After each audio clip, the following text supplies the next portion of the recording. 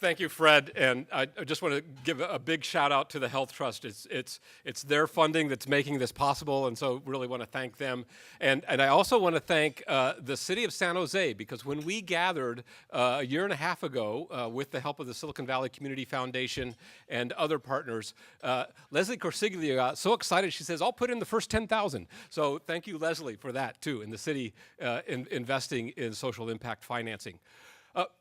But before I say any more, the one person at Catholic Charities who's really making all of this happen from our end is our managing director of Step Up Silicon Valley, Almaz Nagash. So Almaz, you got to come up here with me. Come on, Almaz. Come on. So we often talk about forces of nature. Almaz Nagash is a force of nature of her investment, of making her absolute commitment to making this happen.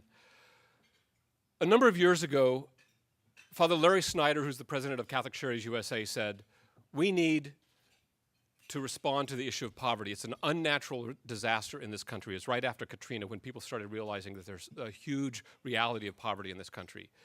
And I said, okay, what do we do locally? We can't do it by ourselves at Catholic Charities. And so I invited Fred and others, many other community leaders, and we created this network we call Step Up Silicon Valley that Almaz is directing.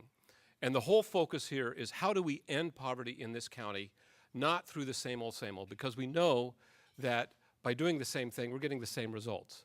And actually, the reality is, in this valley, we have now, using the supplemental poverty measure, even more people in poverty. We have 330,000 of our fellow residents here in poverty. So we need to find, as Fred said, what's that great leap, that big innovation that's going to disrupt the system. And it's scary to us as nonprofit providers too. When we're being held accountable for results rather than just our inputs and outputs, that's a huge challenge for us.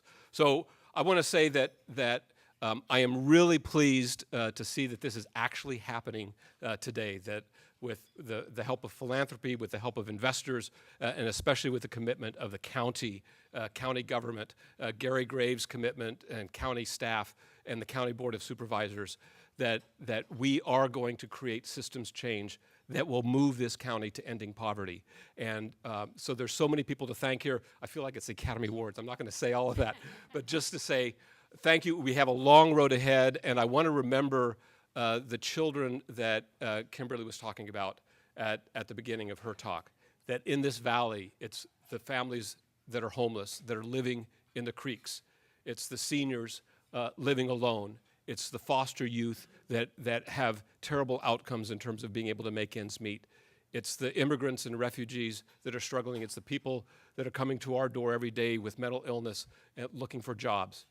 We have an obligation in this valley of Heart's Delight, this valley of such wealth, to invest in the people that can't make ends meet. And so together, I think we can make a thriving community by this creative, disruptive innovation. Thank you.